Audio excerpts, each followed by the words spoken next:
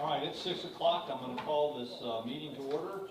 And would have somebody come from the audience to give us the invocation, and then we'll follow it up with a prayer. So if you'll all stand.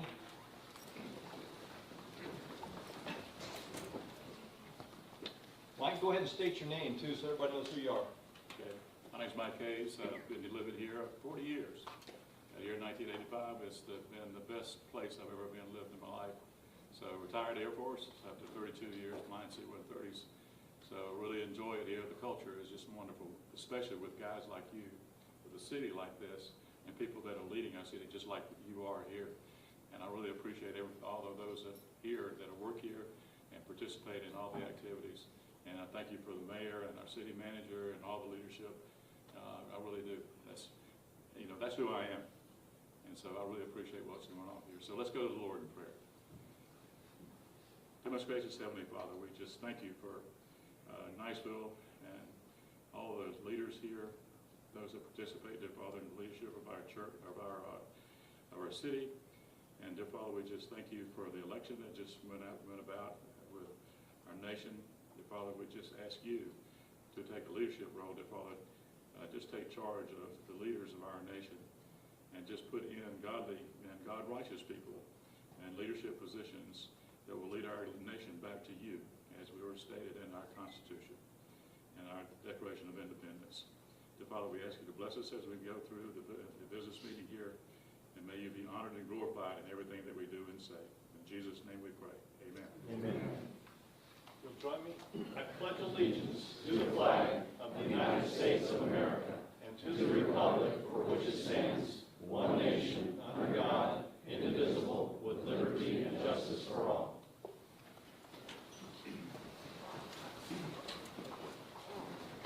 Real quick, roll call, Mr. Najumian. Here. Mr. Schatzel. Here. Miss Alley. Here. Mr. Donahue. Here. And Mr. Stoffer. Here. Let the record reflect we have a full council tonight.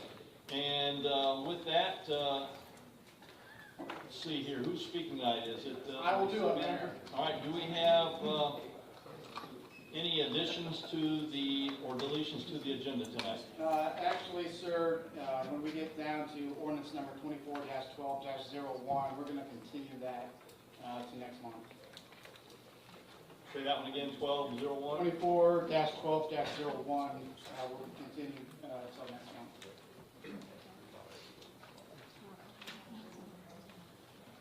What's that?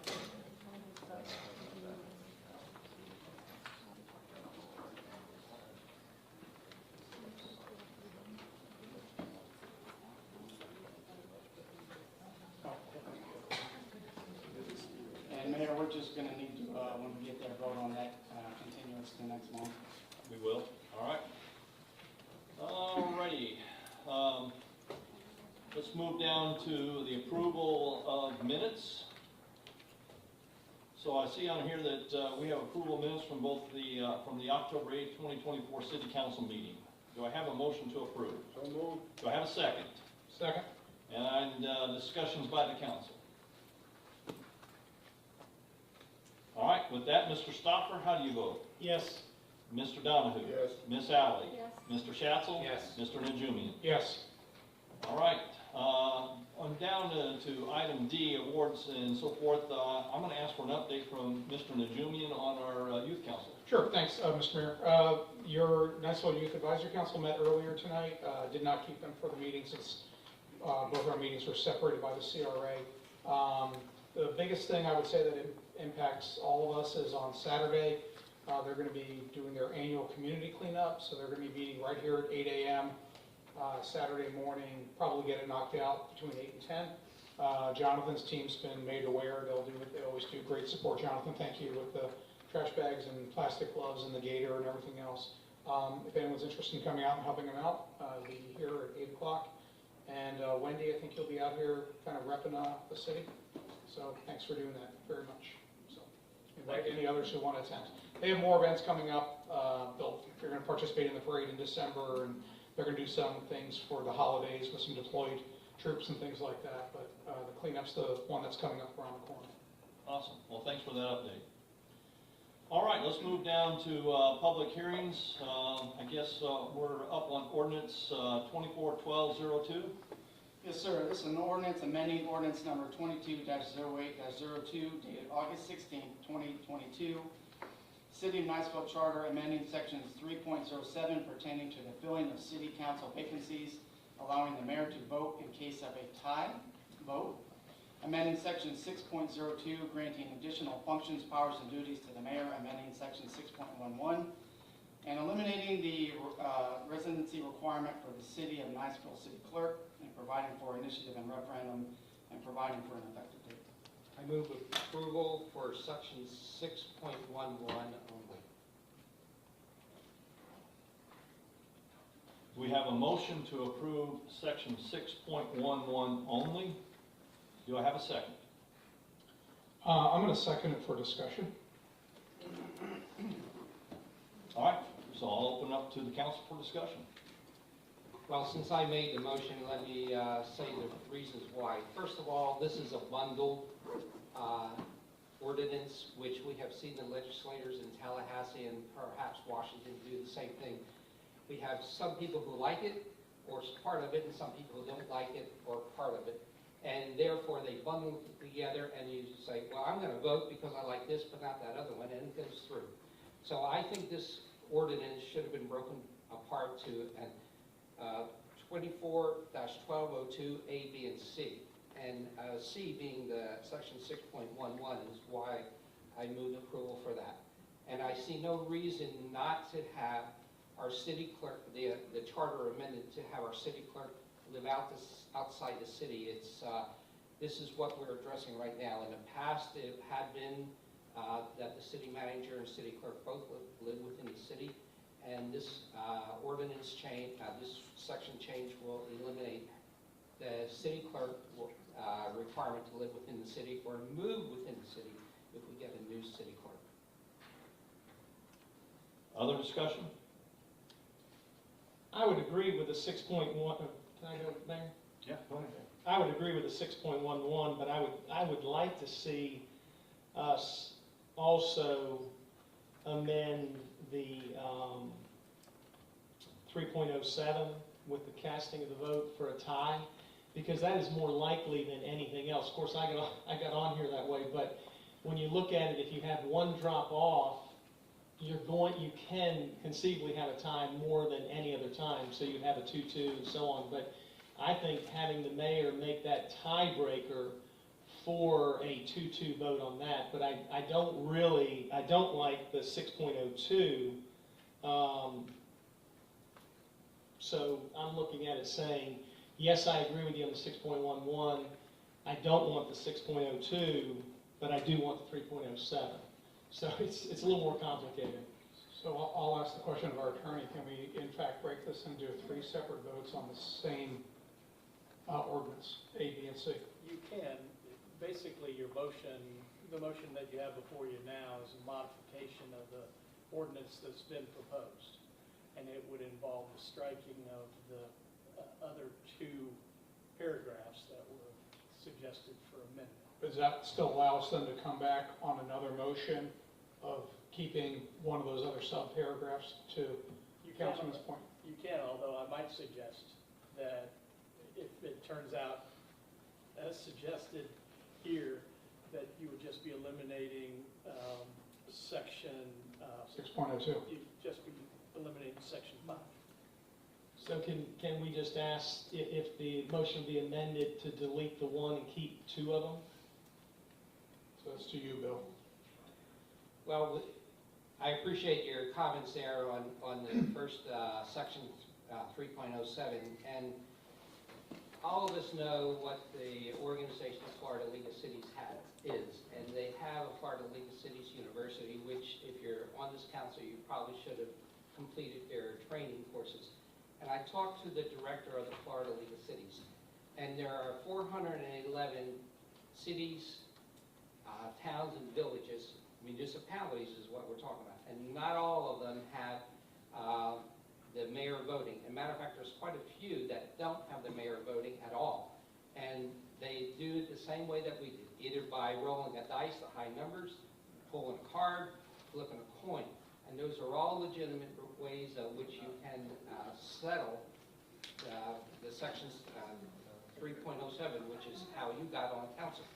Now, if you do it for the mayor to vote, then you run into a risk. You have people who are coming up to him, and if he has the ability to vote, he's running the risk of sunshine. And he now is falling under sunshine laws, at which he doesn't have that hampering him right now. He's not a conduit. If I say something to him, he's not a conduit to pass it to you or to pass it to any of us. But at least he knows our concerns, what our issues are, or we're supporting or against it. But if you have this as the mayor is now allowed to vote, he is going to be falling under sunshine just like the rest of us. And the sunshine laws state that we cannot talk about anything that is coming before council or possibly coming before council for a vote. Well, again, what I'm saying is if you look at 3.07, in the case of a tie, when you've got an opening on the city council, that limits it to that, and it does not, he will not be falling under sunshine in general. It will just be that, it'll just be for the vacancy. You can't talk to him about the vacancy, but you could talk to him about everything else. Would that be correct if we only had the one? So if 3.07, a tie vote to determine the winner of a city council seat, if we said yes on that and we eliminated the other one, he's under sunshine for putting another council member on, but not in general. Is that correct? In my opinion, is that the section that provides the ongoing vote in the case of a tie in the course of every business meeting raises the issue that the councilman has raised here, which is it then makes the mayor a voting member or a potential voting member of in every meeting on every potential vote. Right. So to that extent, I would treat him, and I'd suggest that. That's not what this says. This is very specific. No, to fill I'm a saying, vacancy. and I'm sorry if I wasn't clear. In relation to the general tiebreaker in 602, that creates the issue that was just raised, which is if I have the potential as a mayor to break a tie on any vote that comes up where a tie happens, then that brings the mayor into a voting position and subject to sunshine and subject to all the other regulations that a voting member is subject to. In relation to the very specific application in 307, I don't believe that that creates the same problem for the mayor. Just that specific remedy only in the case of the vacancy where there's a time. Okay, I understand what you're saying, and I appreciate it, but the mayor, if he is faced with a tiebreaker, again, on a city council position, he is going to have pressure from, I'm assuming he's going to have pressure, whether it's Mayor Hinkle or the subsequent mayor, they're going to have pressure to select somebody from somebody who the other constituents that they know, or outside parties that they might know. And you're putting him in a predicament to probably not give him, you're forcing him into a predicament that he's going to be swayed one way or the other. And if you have a coin flip, a dice roll, a pulling of the card, whatever other method you have, and other cities and municipalities have this, that you don't put the mayor in that predicament. So the counter argument to that is, we as council members are all putting it out there publicly, what our votes are. So we're already in the public eye, and it's not a sunshine in the circumstance here where we're not going to know if it's a tie until we're up here on the dais, where it's going to play out in real time, and he cannot be influenced at that point. And my last comment is, I'd rather have an educated position to decide that than the randomness of a coin flip or a die. Well, you're right, we're elected officials. We're responsible to our constituents. I agree with that. The mayor is an elected official responsible to the constituents, but he, at the current charter reading, he has no vote whatsoever.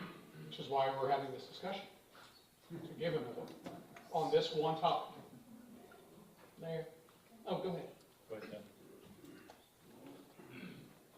So I understand what you're saying, and one of the problems with this too is that maybe I go to talk to him that day or the day before about this situation, because he's not under sunshine, but then it comes up for a tie that day, and maybe all of us have talked to him.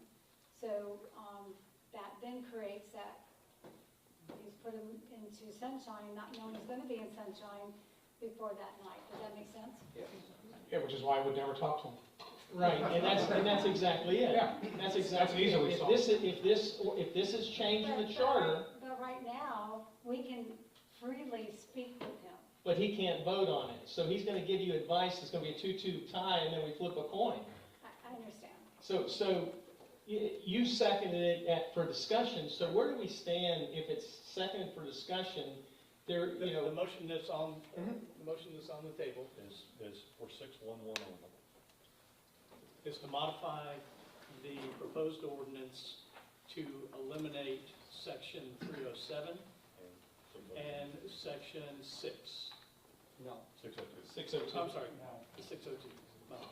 Negative, sir. I just made the motion for section 611. Right, no, it's what he said. He said, He said in the opposite. he said eliminating 307 and 602. That's how we would write it up, we would strike those two sections. So my question before we vote is, can we then bring up a motion to pass 602 independently? Can we then, if we vote on this, Did you to mean do what? 602 or 307? 307. It's 307. This is This is difficult. 307, can we then bring up a motion to just look at 307, consider it? certainly, it's your prerogative. Okay. So right now, what we have on the floor is that we have a motion and a second, basically amending the proposed ordinance to basically cover 6.11 only. Is the council in agreement? Okay. Would anybody in the audience like to come before the council on this issue? All right, Judy, come forward, state your name, and then Doug, you'll follow her. State your name and address for the record, Judy.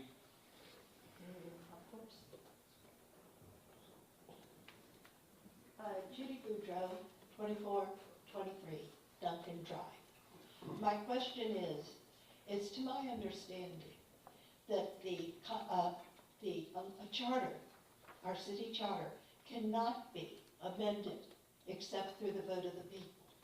And that's correct. So, But what has to precede that, though, is an ordinance passed by the city council, and then it goes to the electorate for a vote at the next election. Oh, well, that wasn't mentioned. Doug? Same, state your name and address for the record.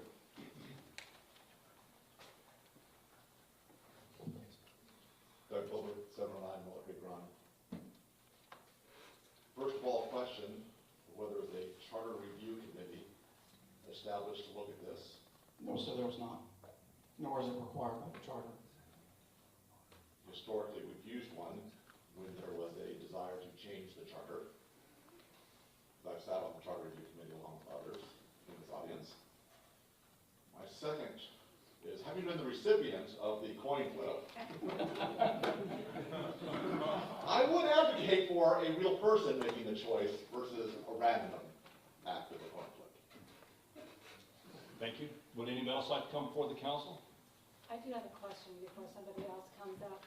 When we've made city charter amendments before, we did not have them go on to be voted on at election. We did not do a referendum. That's true, and there's a legal reason for that we could certainly get into after the meeting, because it's kind of a lengthy explanation, but because there was a change in the law many years ago, what was in place at the time of the change of the law was allowed to remain, and so You could change it by ordinance, but once you change it, then you have to switch to the new statute, which requires an ordinance and then a vote of the people. So what you're saying is whatever we pass tonight has to go before the people to be voted? Yes, ma'am, in the correct. election. Okay. Yeah. Whether you approve one, two, or all three of these proposals, they all will be on the March ballot. Okay. Unless you deny them all, then they won't be. When I asked the question before, I did not see anybody moving to come forward, so I'm gonna go back to the council. Are there any last minute questions, concerns, et cetera, that the council wants to bring up? If not, Mr. Najumi, how do you vote? Yes. Mr. Schatzel? For clarification purposes, we're voting just on 6.11, which is what the motion is. That is correct. I vote yes. Miss Alley? Yes? Mr. Donahue? Yes. And Mr. Stopper? Yes. All right. Before we move on, I was gonna say, before we move on, I think somebody, okay, go ahead, Mr. Stopper, you have the floor. so I would like to make a motion that section 3.07 be amended as stated, To reflect that the, to reflect that the mayor will cast the deciding vote should there be a tie to replace a city council member. Vacancy. yeah, the vacancy, okay? Second. And there's a second, discussion by the council. Yes, I'd like to have legal counsel on this, and as Councilwoman Alley said, this places him under sunshine, which he doesn't know until, in the case that we faced last April, that there was a 2-2 vote, and took it a second time, and it was a 2-2 vote. And then it was a coin flip, which the charter allowed. So if we ever get into this situation again, it's a tie vote, 2-2, and the mayor has talked to numerous people, then he has just violated sunshine, and I don't want to see him put in that predicament. When you say talk to numerous people, who are the numerous people you're talking about? He could, as Councilwoman Alley said, he could have talked to any or all of us, he could have talked to people within the city. It's not a sunshine violation, they're not No, but saying elected body, they could talk to us and be conduits of what he said. which they do right now between all of us. So, again, what I would look at is if you change the charter for this, do not speak to the mayor about this particular subject, and that's what Sal said at the beginning. If we know that this is a charter thing and he has the potential to be fall under sunshine for this one particular thing, you don't talk to him. I think it's as simple as that. But I would like, and listen, I won by the coin flip, don't get me wrong, and I cheated by praying, so, whatever. But I would like to see our mayor be the deciding vote for a city council member, because that decision just, it changes everything, it affects everything. So I would like to see that change, and that's why I'm wanting to vote for it. Any other discussion by the council? And I'd like to ask Mr. Hall what your legal opinion is of how it stands right now. He's asking whether or not there could be a sunshine. Based on your earlier almost question. Yes, and also whether we can, you did confirm that we can break this ordinance up into A, B, and C is basically what we're doing. I'm comfortable with that, and we can draft or redraft the ordinance based on your instructions. On your point, I would agree with the position that's been stated that if this is a provision in the charter, then I would advise the mayor not to discuss the potential vote with any other member of the council. I would agree with that. Besides, the beauty of that was in the past, nobody discussed with me when Tolbert, the other individual, and Stoffer were candidates. Nobody ever asked me how I stood and who I stood for. Thank you for doing that.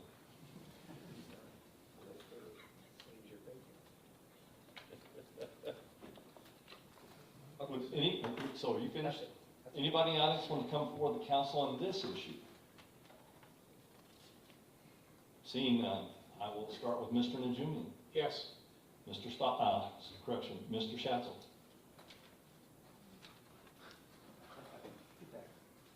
I will say no. Ms. Allen? Yes, Mr. Donahue? Yes. Mr. Stopper? Yes.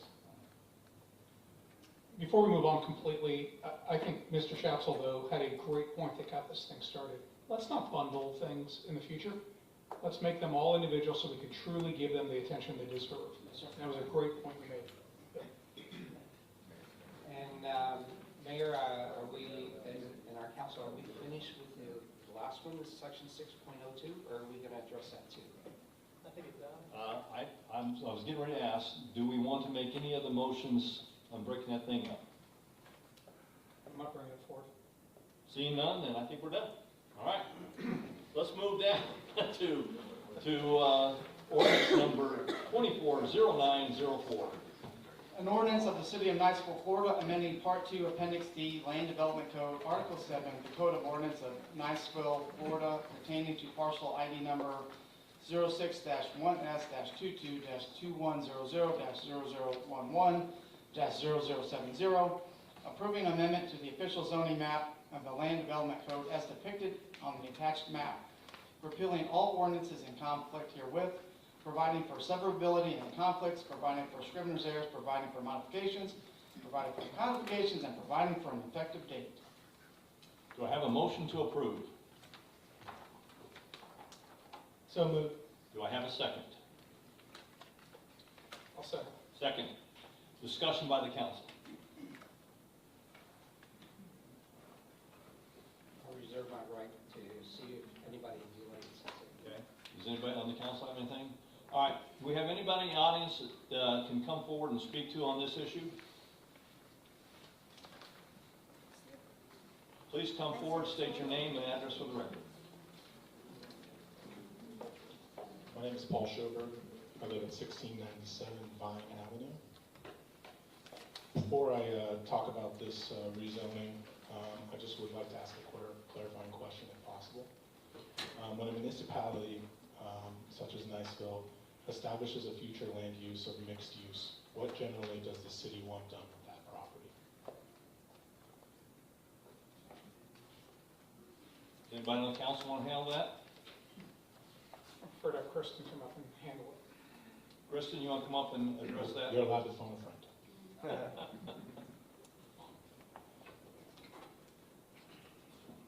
In our particular case, the comprehensive plan provides that definition of what mixed use is, and it is exactly that. It's mixed commercial and residential, and provides for a density of 25 units per acre, and some commercial uses as well.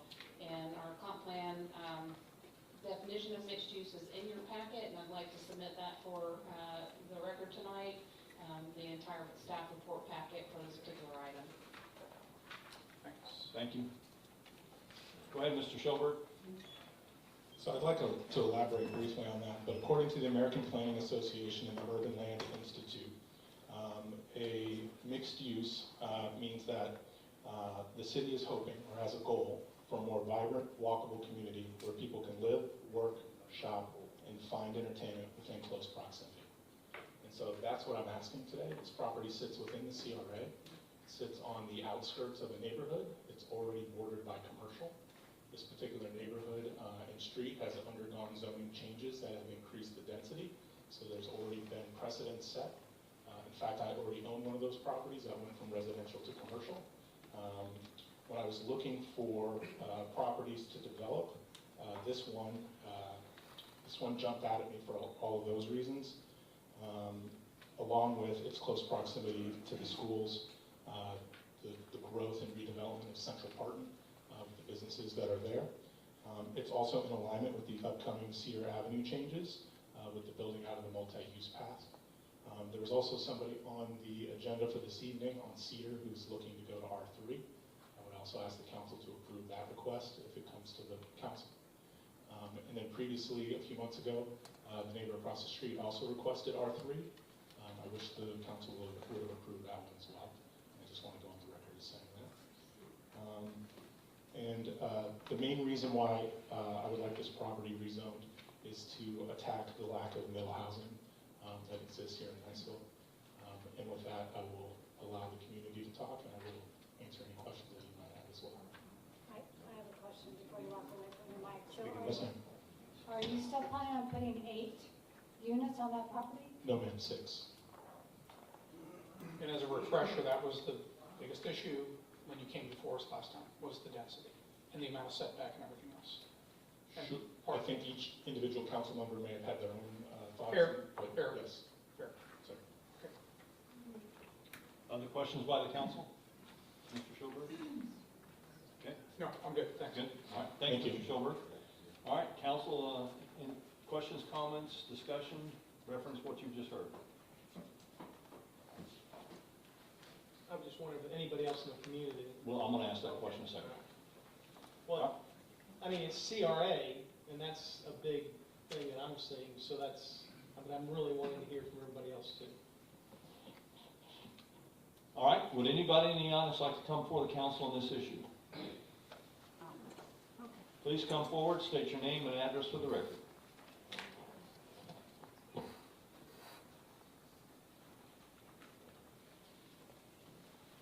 Susan Hudson. You can pull that mic down, so, there you go. Susan Hudson, 201 Alonzo Court, right off of Cedar. I have an issue because all I hear in Niceville is affordable housing. My husband passed away unexpectedly on July 7th. My sister came to Niceville from Tampa, Florida, who is in real estate in Tampa, Florida. And while she was here, we drove around, and she looked at some of the real estate. She got online. There is no affordable housing in Niceville, Florida. Y'all are making Niceville, Florida, a small Tampa. Nobody can afford it. My sister, who lives in one of the nicest places in Tampa, pays less Ma'am, for her home. I appreciate what you're trying to say right now, but. But everybody we need- starts ma'am, just a saying minute. We affordable need to stay housing. focused on this particular ordinance. That's what I'm talking about. He said affordable housing. It's not gonna be affordable housing. It's gonna be 6 apartments. What's he gonna charge for rent? We don't need more apartments. We need affordable housing. Housing. Y'all are all military. I get it. Y'all are trying to turn Niceville into a military town. We don't want that. We're all small town people, right? Ma'am, thank We're you for your small point. town people. Thank you for your point, please. We want affordable housing. We heard you. Thank you very much. Would anybody else like to come before the council on this issue? Yes, please come forward, state your name and address for the record. Carol Clark. I live at 106 Maggie Valley, but I bought the house right in front of the one he bought. The only commercial there is on the main road. This house backs to a parking lot.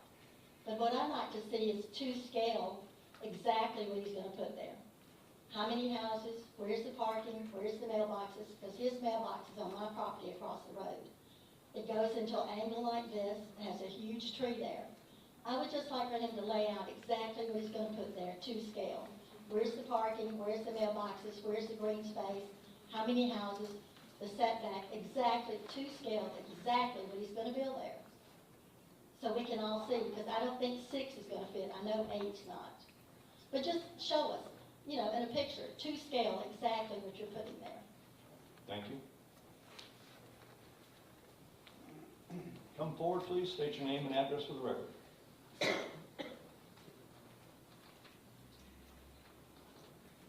Mike Anderson, 1819 Fox Head Ranch Trail. I echo the concerns about affordable housing, although I think what we just heard has nothing to do with affordable housing. The planning in Niceville, if you want more houses, they're going to be smaller and have more of them. I've been here a decade now, and I've seen the traffic situation in Niceville become awful. So while we would like to have more houses that are less expensive, the infrastructure in town can no longer handle what's here. So if we start stacking up more and more, quote, affordable housing, we're gonna have an even bigger traffic problem.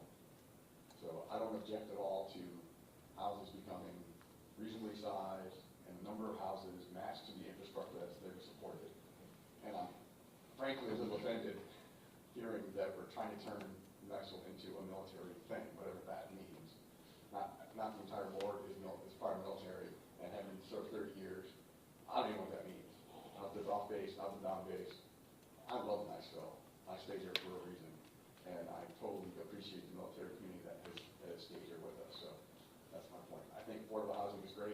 we don't have the room for any more affordable housing.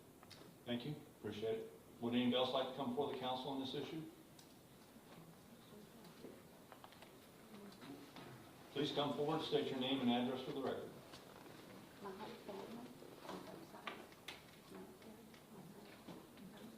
Good evening. Mark Wise, I live at 424 Lilac Court.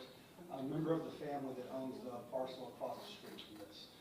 First, thank you for the process and allowing the public to get here and to share some thoughts.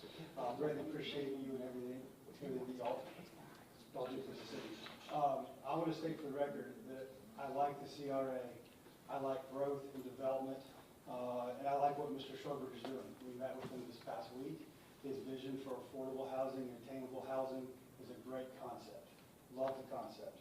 The issue that our family takes is this location. We don't believe this is the right location for a small apartment complex is what it is. Last week at the Planning Commission, we learned that the city should really only deny the request if there's competent and substantial evidence. Otherwise, that was the phrase that was used, if I got that right.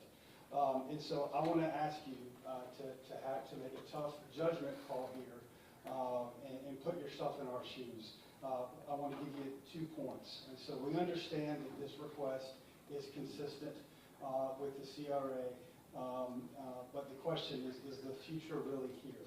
So it's consistent with the future land use, but is now the time for that to happen? And so 2 main points I'd like to make. And one is look at this neighborhood. If you drive down Powell Drive and ask yourself, is this consistent with what's here in real life? On that block, every parcel is a single family home or a duplex. If you look at it on paper, not just real life, but on paper, every parcel is R1 or R1B. And so RC is not consistent, we believe, with the current zoning. And so I'm asking if you put yourself in our shoes, if you owned a parcel on this street and across from you was going to be a small apartment complex, would you appreciate that? Do you think that is reasonable? And that's, ask yourself, is this really consistent with this particular neighborhood in this spot? Now, last concern is safety with regards to traffic. And by traffic, I mean vehicles, bikers, walkers. This intersection is quite hectic. And so, especially in the mornings and the mid-afternoons. The property as it is now has 1 unit. And so if this gets approved, you could have 6 units, which is potentially up to 12 people. And so that's 12 additional people that are coming and going through this intersection. The problem that I see with the intersection is, and I'm not the city engineer or anything, just looking at this intersection, you got multiple issues all going on right here at the same time. You have Powell Drive that hits Cedar at a diagonal, and that is not for an intersection, you want them to be perpendicular. So you have one issue, a diagonal, that's visibility issues. Then Cedar hits Parton at a diagonal, another issue.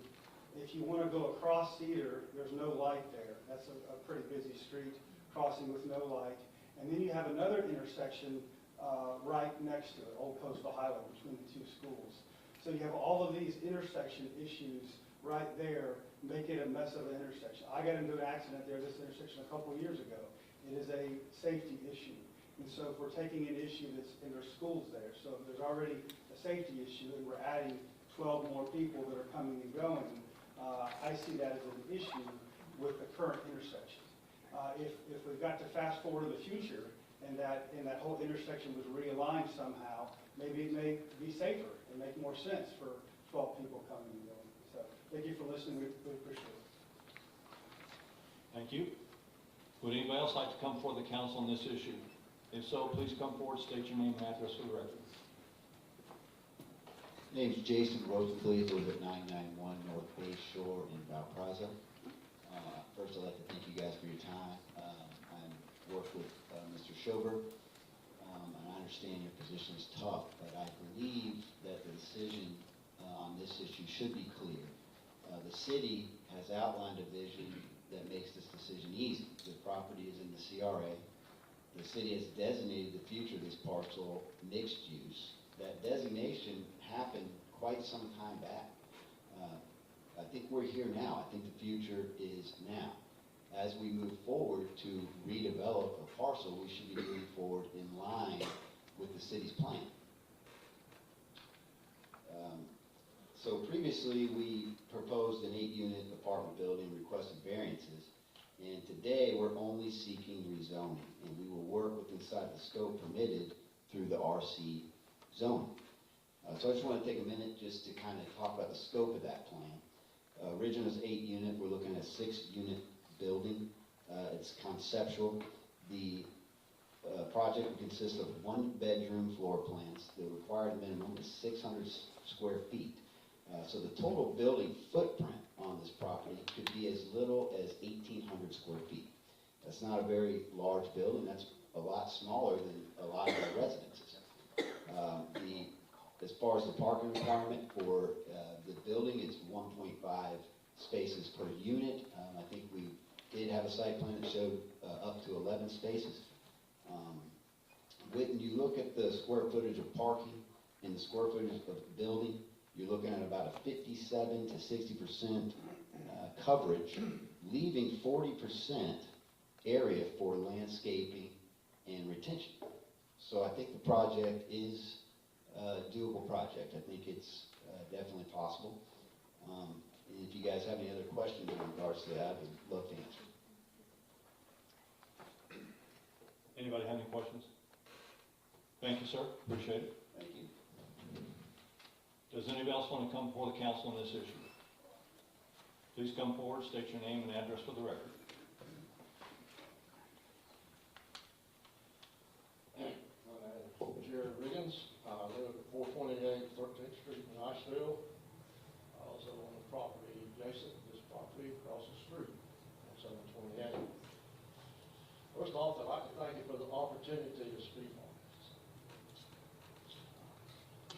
I think the city is pretty fortunate to have this group of people here, and your abilities to decide these decisions is remarkable. And I know I've been up here on many occasions.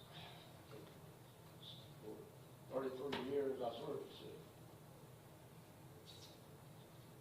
I know what it's like to make these decisions. I know what it's like. Most of my decisions set before me, I used one thing. That's called common sense. Let's don't forget that, folks. But when you turn down Poplar Drive off of Cedar Street, all the way to Mayo Street, you're only going to find R1 and R2 residents. That includes both sides of the road. Okay?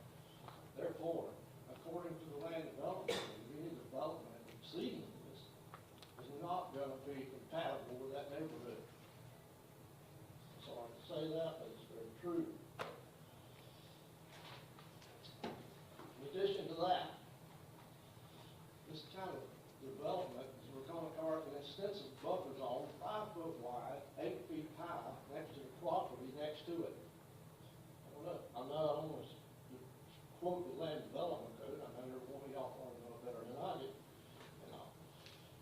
Now, I don't know if there'll be exceptions to this property. I'm sure there will be. There are going to be exemptions, but it is a corner lot. Corner lots require additional setbacks for the land development code. Now, by the time you get all this done on this quarter acre of property, what's left? We still got to deal with parking. We still got to deal with water drainage. And I spoke to Paul about this, and Paul assured me he's taking care of all this.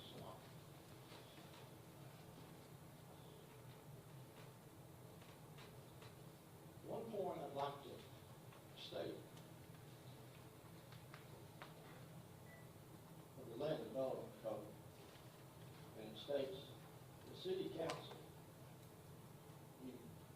have the final decision on all land use in the city of Niceville, regardless of what other implementing documents conflict here.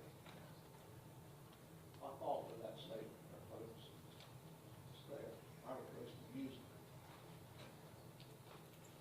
Thank you. Any questions? Would anybody else like to come forward? Please come forward, state your name and address for the record. Can I ask a question I just want to make it? What's your question? Did this know before go back to planning and zoning? Yes, it went back the other day for the law. And what was the vote coming out planning and zoning? Fourth for support. Somehow I missed that, I'm sorry. My name is Linda Regan, and I'm the property owner of 728 Copper Drive, and that's why I'm up here. First of all, I'm like my husband. I've lived here for almost 60 years. I'm like Mike. This is my city. I still work at the hospital. I've been here for 50 years, and I fight for everybody every day because people come in sick, and it's amazing sometimes the treatment is like, these are my family, my city, my people, and I'm going to take care of them. I'll always make sure that we do the best we can for everybody. And I want to thank you all for how you've done the city. I hope, in all the years I've been here, we've lost a lot of amenities for people. So while you're doing the city planning, I'm going to talk about the property, but I would hope we add more amenities to our city. We used to have a roller rink. We used to have a theater. We used to have batting cages. We had so many things for families. But now it seems like we're just trying to stack houses on top of houses. And I would be excited to see, as we grow Niceville's plan, that we work some more on family opportunities. Like I said, we live on the road there.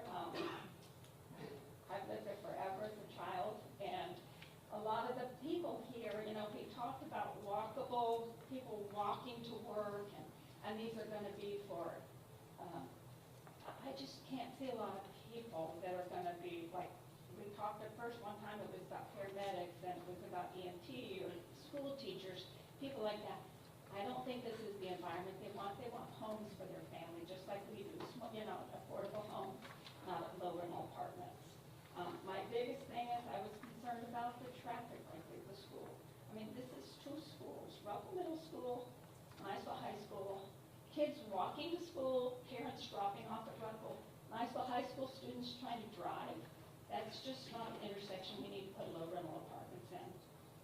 I know that upsets people to say low rental because they don't like that word, but it is supposed to be low rent. So it is going to be people of lower income. I'm just not sure if that's exactly the income, that we need right by our high schools.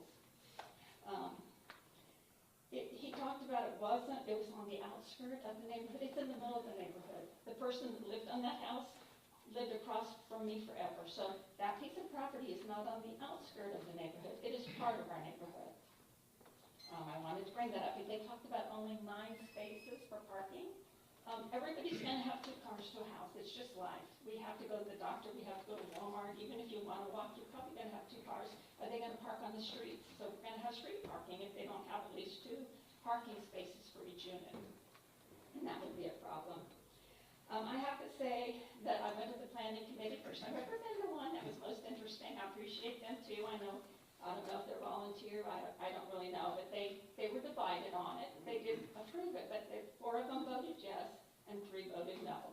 The one guy that voted no said that he was very familiar with the property and he couldn't see how this could be done there. So that's all I have to say. I appreciate it. I know I said the same thing that everybody said, but I just had to say a little piece there. Do you have any questions for me? Anybody have any questions? Thanks, Linda. Thanks, Dan.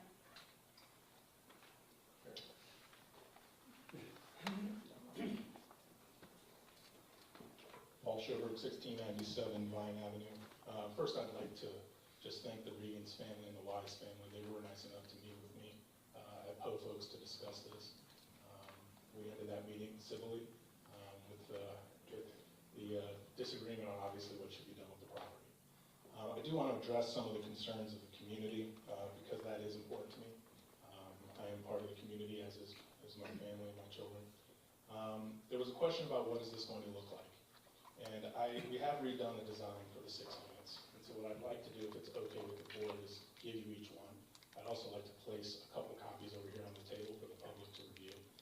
But it meets the current RC designation if it were to be approved, and shows how the property and the coverage would work conceptually. Just 1 second. Our lawyer, you want to step in and say a few things? before we break out site plans. Sure. It's important, and case law is very clear across the state of Florida for the last 20 years. As you sit on a rezoning request or a comp plan change request for the land use plan, you are to consider all of the planning elements relating to that zoning change. You are not to consider or require an applicant to provide a specific site plan, because there's another step after your vote up or down. Sorry. There's another step procedurally in the land development code, depending on what you do on the rezoning. You approve the rezoning, there's a land development code requirement that they come and do a project site-specific development application. In the course of that review, the planning staff deals with a lot of the kind of issues: parking, traffic impacts, intensity, compatibility, appropriately within the context of the land development code. But that's not the job of the planning commission or the council at this stage. In fact, some courts have gone so far as to overturn rezonings where they were based on, where they were outcome-based. It's the hardest thing for a board to do in the world on a rezoning, to say, well, we just have to assume. In fact, your planner had to assume the worst case scenario in their review in terms of, out of these mixed uses, what's the most intense use that could be put on that parcel. And then they have to make their determination on comp plan compliance based on that most intense possible use, 25 units per acre, or a very intense commercial use, a drive-through. So I just wanted to make sure that before we went too much further down the road of considering future site plan issues or traffic issues or some of the other issues that were raised that are site plan specific, that we took a step back to think for a minute about what the request is. You have before you a staff report prepared by a professional planner that you employ, who has determined on the issue of comp plan compliance or the rezoning that she feels it's compatible and with both the land development code and consistent with the future land use map for this area. So I just wanted to, I know I'm new at the table, but that's part of the rules of the game, the way the courts have protected both landowners and elected officials as we deal with rezoning. Certainly acceptable to hear evidence on intensity, if it's increasing the intensity of use on the parcel, whether it's appropriate for this particular area of the city.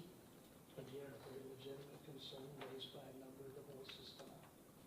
But we just can't move into, can you fit it here, or can you park it here? So, All right. With it. For Mr. Hall. Okay, 1 second. Just remind everybody, please speak into your mics, both audience and here, because we're recording this stuff. So please make sure you're on the mic. Mr. Schatzel, you have a question for Mr. Hall. So we see the residents of this neighborhood come forward and speak mostly against this rezoning request. And one of the reasons I suspect why they're doing it is you're changing the intent and the character of what is their area of living at. And Mr. Hall, how do we take that into consideration? Because the neighbors there are going to be living with it. You don't live there, I don't live there, the rest of the council doesn't live there. So then, I hear what Mr. Schoberg is saying, and I understand he has to go through another process in the planning commission for the approval of his site plan. I'm kind of surprised that you offered to show it to us, because it could change 10 times before it finally gets through the approval cycle. But we're changing, if this gets approved, we're changing the intent and the character of the neighbors who are going to be Mr. Schoberg's neighbors. That's you've spoken to exactly the nature of a rezoning. In this case, you're going from an R1 to, it's a RC. So by the nature of your decision is whether you, as an elected official, want to make a legislative decision.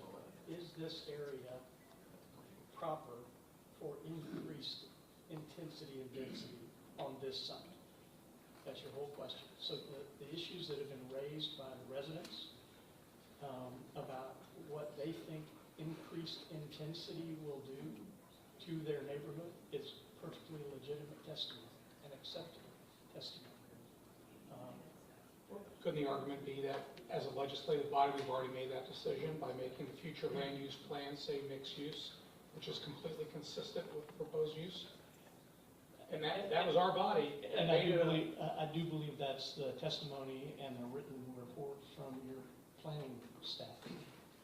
So I was just trying to speak to what's appropriate for the board to hear and act on in terms of a reason.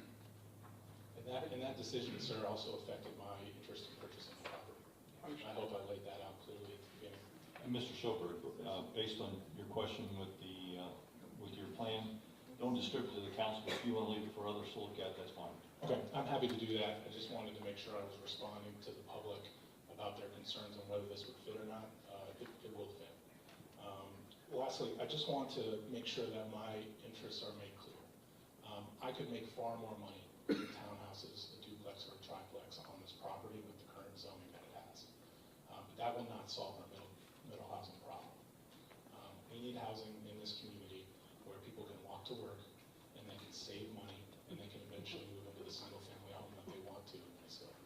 We don't have a plethora of apartments. The ones that are getting built are labeled luxury apartments, and they cost just as much as a 3-bedroom, 2-bath house does. Also, between the last time I was on speaking with this board and now, I have actually put renters in there for 6 months and a day. Both those renters work locally, one at the coffee shop and walks to work every day, and the other works with our youth at Cross Point, and again, walks to work every day. Both of those gentlemen lived in Fort Walton Beach previously, and now can work here as members of our community and live here as members of the community. And all I'm asking this board to do is make a very difficult decision and allow me to multiply that by 3. Thank you. Thank you. I'll ask one last time, does anybody else want to come before the council on this issue?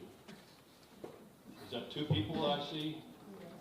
Okay, we'll make an exception, we'll get you up there as well. Please come forward, state your name and address for the record.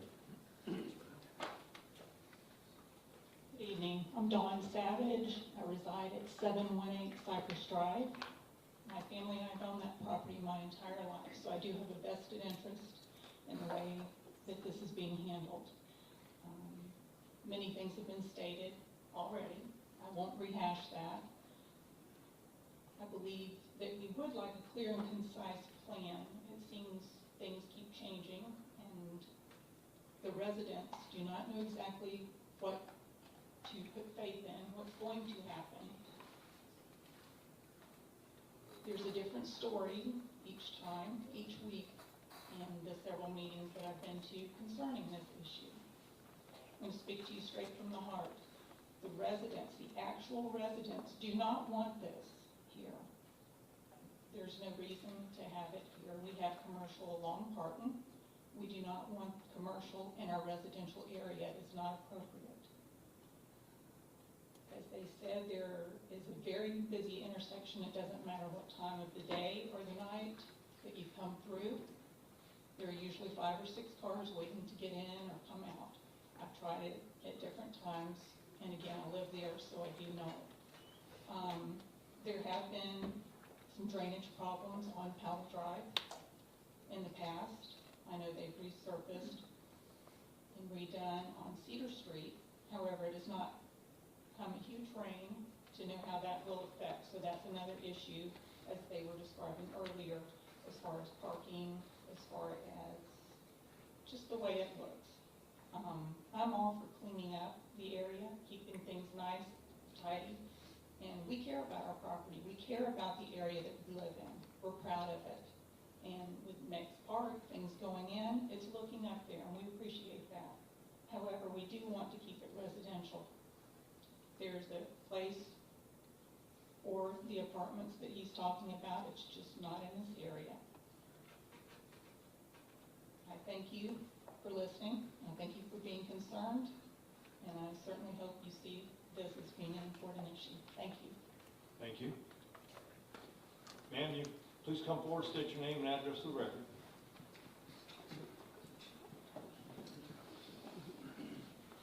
Emily Moore, 1408. Can you pull that mic down a little closer to you? There you go.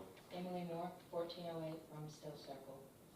I do agree with others that if we go through with this, but we need a lot more planning because as a high school student, traffic is already bad as is and has almost caused many accidents. I also agree that we should have more amenities in Niceville so the community can have more fun and be more involved. I understand that this is a difficult decision, so thank you for hearing me out. Thank you. All right, although I said it earlier, is there anybody else that wants to come forward? All right, for the council, I remind you again that you heard what the attorney had to say and so forth. Are there any last minute questions, comments, or discussion that we need to have? I have a question. It's been said that our land use map allows for RC zoning. Does that mean that we have to do it? There can be, sure, it allows it for future possibilities, but does it mean that we have to allow an RC zone to take place? Yes, sir. No, it's in the, a rezoning decision is always in the discretion of the council. And you have to base your decision on competent, substantial evidence presented to you. But to that extent, it's your discretion. Yes? I Into just the want, mic, please. I just want to make a comment that maybe the audience isn't aware that we take our jobs very seriously. And I drove this neighborhood multiple times looking at all the properties around it to try to make an informed decision tonight on when we have to take this vote. So I just want the audience to know that in my case, I really looked at how this would affect that lot itself and the properties surrounding it. So I just wanted to make that statement. Any other questions, comments from the council? All right. Mr. Najumi, how do you vote? Yes. Mr. Schatzel? No. Miss Alley? No. Mr. Donahue? No. And Mr. Stoffer? Yes. All right, let's move down to the public hearings. Ordinance 241101. No, Mayor. we I'm need sorry, to- correction, yeah, I'm sorry, you told me that too. Going back up to ordinance 241201, I'll let you say what you got to say. Again, council, I just request that, request a motion to continue this to next month, at the next city council meeting. So moved. Do I have a second? Second.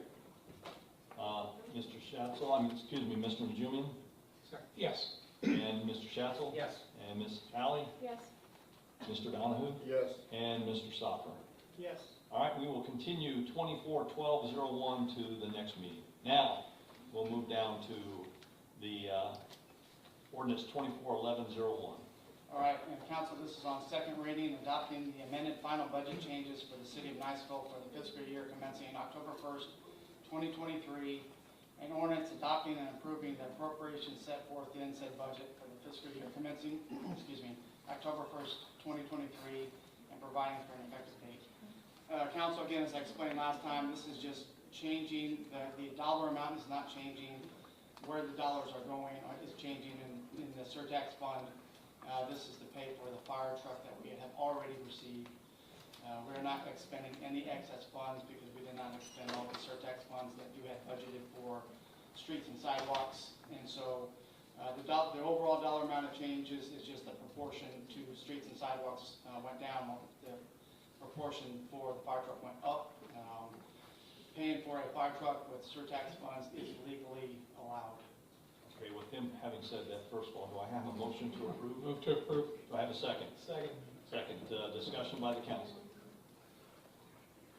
Would anybody in the audience like to come before the council on this issue? Seeing none. Mr. Stopper, how do you vote? Yes. Mr. Donahue? Yes. Ms. Alley? Yes. Mr. Schatzel? Yes. Mr. Najumi? Yes. All right, let's move down to ordinance number 241102. Okay, let's see. So this is final reading of an ordinance 18-08-01, providing for awarding of contracts for purchase of commodities and services by invitation to bid, request for proposals, or other methods deemed appropriate by the city council and other matters relating thereto, providing for increasing the minimum and maximum dollar amounts for awarding contracts by the city manager, and providing for authority therefore, providing for definitions, providing for repeal of conflicting provisions, providing for severability, providing for an effective date. Okay, before you say anything else, do I have a motion to approve? So moved. Do I have a second? And a second by Ms. Alley. Mr. Deitch, you have something you want to elaborate on that? Again, council, as I explained at the last city council meeting, this is to enhance the efficiencies of the operations just internally, increasing the award amounts that I'm authorized to approve from $25,000 to $100,000. That will allow for a much more efficient flow of city operations, be able to execute contracts, purchase materials and vehicles and whatnot, instead of having to come before you every month. So that's why I'm making this request to increase those limits. Questions or comments by the council? Would anybody in the audience like to come before the council on this issue? Seeing none, Mr. Najumian? Yes. Mr. Schatzel? Yes. Ms. Alley? Yes. Mr. Donahue? Yes. Mr. Stopper? Yes. Let's move down to ordinance 241103. Okay, an ordinance of the City of Niceville, Florida, amending Part 2, Appendix D, Land Development Code, Article 7, the Code of Ordinances of Niceville, Florida, approving amendment to the official zoning map of the Land Development Code as depicted on the attached map, providing for amendments to the Comprehensive Plan Future Land Use Element Future Land Use Map as depicted on the attached map, repealing all ordinances in conflict herewith, providing for severability and conflicts, providing for scrivener's errors, providing for modifications, providing for codification, and providing for an effective date. Do I have a motion to approve? So moved. Do I have a second? Second. Second by Ms. Alley. Discussion by the council. Do you have any additional things you want to add to that, Mr. Deitch? I would defer to Kristen on this one, All right. sir. Kristen, you want to come forward and enlighten the council? This is one that we had to reschedule because of the advertisements, so you've seen it several times. I would just like to enter the staff report into the record tonight. Thank you. Would anybody in the audience like to come before the council on this issue? Seeing none. Mr. Stopper? Yes. Mr. Donahue? Yes. Ms. Alley? Yes. Mr. Schatzel? Yes. Mr. Najumian? Yes. Let's move down to ordinance 211104. And council, this one's on second reading as well, an ordinance of the City of Niceville, Florida, amending Part 2 of the Code of Ordinances of Niceville, Florida, Appendix D, Article 3, and Article 7, as such pertains to accessory dwelling units, providing for an accessory dwelling units and providing design standards for accessory dwelling units in residential areas, and providing for enforcement, severability, conflicts, codifications, and an effective date. Do I have a motion to approve? So moved. Do I have a second? Second. And a second by Mr. Donahue. Discussion by the council? Do you have anything you want to add to that? Again, council brought this to you last council meeting. We are just getting into compliance with the law and putting in some design standards for accessory dwelling units here in the city of Niceville. And so I'm just recommending approval of this ordinance as well. Would anybody in the audience like to come before the council on this issue? Seeing none. Mr. Stoffer? Yes. Mr. Donahue? Yes. Ms. Alley? Yes. Mr. Schatzel? Yes. Mr. Najumian? Yes. Let's move down to ordinance 241003. All right, again, on final reading, an ordinance of the City of Niceville, Florida relating to property rights element, providing for amendments to the comprehensive plan to create a new property right element consistent with section 163.3177, paragraph 6, paragraph I, Florida statutes, and providing for enforcement, severability, conflicts, codification, and an effective date. Do I have a motion to approve? So moved. Do I have a second? I'll second. Second by Mr. Schatzel. Discussion by the council. Anything else you want to add, Mr. Deitch? No, sir. Would anybody in the audience like to come before the council on this issue? Seeing none. Mr. Najumian? Yes. Yes. Mr. Schatzel? Yes. Ms. Alley? Yes. Mr. Donahue? Yes. And Mr. Stopper? Yes. Let's move down to ordinance 241001. Again, on second reading, an ordinance of the City of Niceville, Florida relating to the concurrency management system, providing for amendments to Chapter 6 of the comprehensive plan, deleting transportation concurrency, and providing for enforcement, severability, conflicts, codification, and an effective date. Do I have a motion to approve? So moved. And do I have a second? Second. Second by Mr. Donahue. Discussion by the council? Anything you want to add? No, sir. Anybody in the audience want to come before the council on this issue? Seeing none. Mr. Stopper? Yes. Mr. Donahue? Yes. Ms. Alley? Yes. Mr. Schatzel? Yes. And Mr. Najumian? Yes. Let's move down to ordinance 241005. Again, council, second reading on this one as well, an ordinance of the City of Niceville, Florida, amending Part 2, the Code of Ordinance of Niceville, Florida, Appendix D, Article 6, as such pertains to the concurrency management system, deleting provisions relating to the proportionate fair share mitigation system, and providing for enforcement, severability, conflicts, codification, and an effective date. Do I have a motion to approve? So moved. All right. Do I have a second? Second. Second by Mr. Donahue. Discussion by council? Anything to add, Mr. Deitch? No, sir. Would anybody in the audience like to come before the council on this issue? Seeing none. Mr. Najumian? Yes. Mr. Schatzel? Yes. Ms. Alley? Yes. Mr. Donahue? Yes. Mr. Stopper? Yes. Let's move to ordinance 241002. Also on final reading, an ordinance of the City of Niceville, Florida relating to community redevelopment area lands, providing for amendments to the comprehensive plan future land use element, establishing an overlay to the future land use map, and providing for enforcement, severability, conflicts, codification, and an effective date. Do I have a motion to approve? So moved. Do I have a second? Second. Second by Mr. Najumian. Discussion by the council? I have a question on this. So we referenced in the earlier discussion ordinances about changes to our zoning, and we referenced the land use maps and future land use maps. When we had that previous discussion, did it have it on the old maps or the new maps that we are bringing forward? Kristen, you want to address that? We're not changing any maps with this ordinance. What we are doing is saying that if you are mixed use and you're within the CRA, you're entitled to the comprehensive plan density of 25 units per acre and an 85% impervious surface ratio.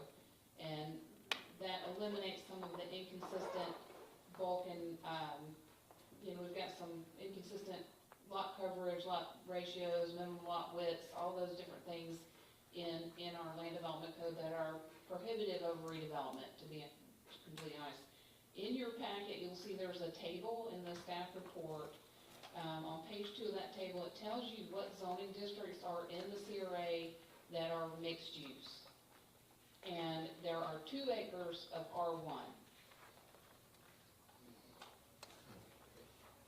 So that, the majority of that mixed use is already zone C1 or general commercial. You have 65 acres of general commercial, you have 37 acres of C1, and then we have some higher density categories. So very little of that mixed use is R1. So I just wanted to point that out. Thank you. Any other questions by council? Anybody in the audience want to come before the council on this issue? Seeing none. Mr. Stopper? Yes. Mr. Donahue? Yes. Ms. Alley? Yes. Mr. Schatzel? Yes. And Mr. Najumian. Yes. Let's move to ordinance 241004. Finally, also on final reading, an ordinance of the City of Niceville, Florida, amending Part 2, the Code of Ordinances of Niceville, Florida, Appendix D, Article 7, pertaining to the Community Redevelopment Area Overlay, deleting some requirements, establishing review processes, and providing for clarification and amending Article 8, pertaining to driveway connections, adding certain requirements, and providing for enforcement, severability, conflicts, codification, and an effective date. Do I have a motion to approve? So moved. And do I have a second? Second. Second by Ms. Alley. Discussion by the council. Can I just, because we've had a lot of people maybe that haven't been here before, can you explain what all this is and why we're doing it? So this particular amendment cleans up the existing community redevelopment overlay that you have in your land development code. It just adds some clarifications to some of the requirements, basically eliminates things that were difficult to understand or difficult to implement. And then we did move a part, there was a section in the CRA language that dealt with driveway connections to public streets. And for whatever reason, that was the 20-foot maximum connection was only allowed or only required in the CRA. And that makes sense to apply citywide. When you allow parking across the entire right-of-way, you eliminate the drainage conveyance as well as cause issues for water and sewer repair and maintenance within the right-of-way. So it forces that 20-foot maximum connection citywide, which was only in the CRA. And then again, just cleaning things up. There's no density or intensity change. There's no map change. Nothing like that here. It's just making it clear what you can and can't do in the CRA. And I just want to say thank you for the diligence that you have. It's very impressive to see what they are not seeing, and that is the work that's gone on to clean this up. So I just want to, thank you publicly. Okay, you're welcome. This is, I think, will hopefully help us get the CRA on track and, be successful there. Thank you. Any other questions or comments by council? Would anybody in the audience like to come before the council on this issue? Seeing none. Mr. Najumian? Yes. Mr. Schatzel? Yes. Ms. Alley? Yes. Mr. Donahue? Yes. And Mr. Stopper? Yes. All right, let's move down to the city manager reports. All right, thank you, Mayor. So before I bring up the chiefs, I want to extend some thanks and gratitude first to Julie Mooney and the Senior Center team, Mary Ruckel and the Senior Center Foundation, and then all of our generous sponsors for another amazing dinner in the courtyard that happened this past weekend. Due to their hard work and their generous contributions, the event raised more than $30,000, which will be used to enhance the quality of life for our seniors. I also wanted to publicly thank Paul Lux and his Army of Volunteers who made the voting process easy here in Niceville. Because of their efforts, everyone who wanted to vote had an opportunity to vote, and when they did, it was quick and efficient. So thank you to Paul Lux and all his volunteers. I'd like to publicly congratulate Commissioner Mel Ponder for being selected as the next president of the Northwest Florida State College. I look forward to the continued partnership he and I have built as a commissioner and now as the president. I look forward to continuing to work with him. I wanted to thank publicly Miss Lynn.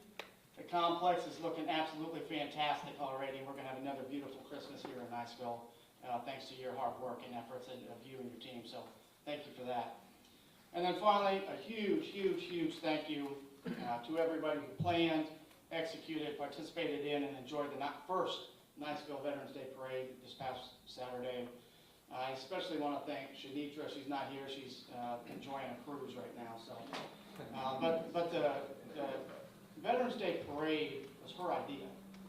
And she's the one that put in all the hard work, the time, and the effort to plan it and execute it. And it was our first one, and I thought it was absolutely fantastic. So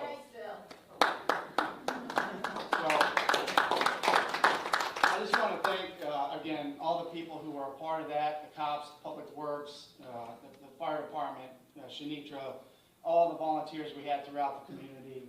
that really put on a really, really nice Veterans Day parade to honor all of our veterans. So thank you for that. And with that, Chief Hayes, please. Can I make a comment before he comes up?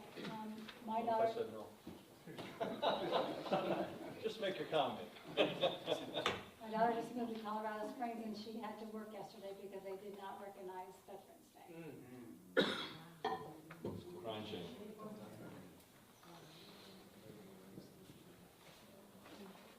Council? You can move that mic up so you don't have to bend over there, Chief. How about now?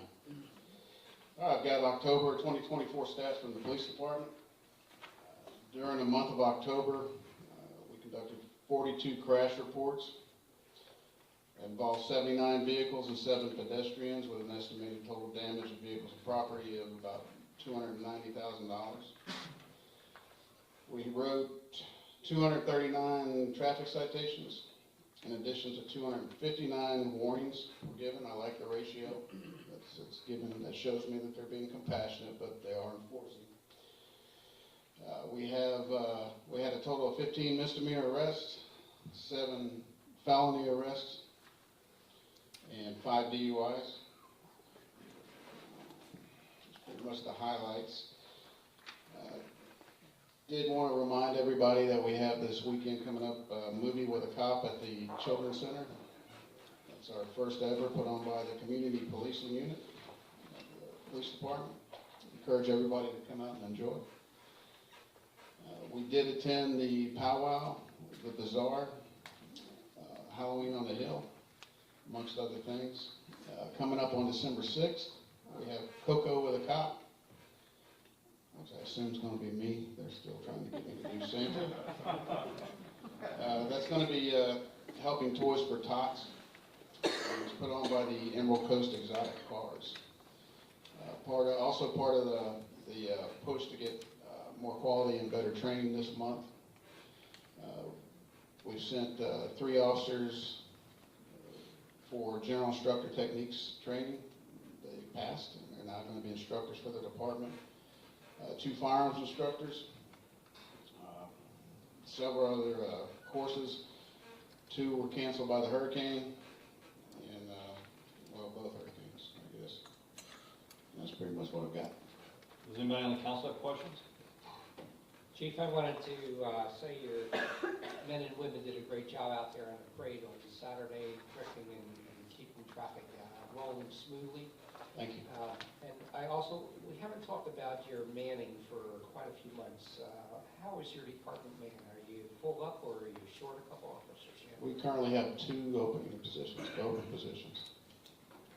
And we just hired one. We had 3. We hired one this week. We are full on communications, which was a great achievement. But yeah, we're still 2 down right now. Thanks for that update. Yes, sir. Go ahead, Ms. Allen. What time is the movie with the cop? Yeah, I knew you'd ask me that. You want me to come? I don't know What time is it? 6 p.m. Captain Burns, thank you. And then what about the cocoa? I don't know. I'll get that information for you. We have another month on that. All right. Any other questions? All right, thanks, Chief. Yes, sir. Thank you. All right, Chief Mayville, please.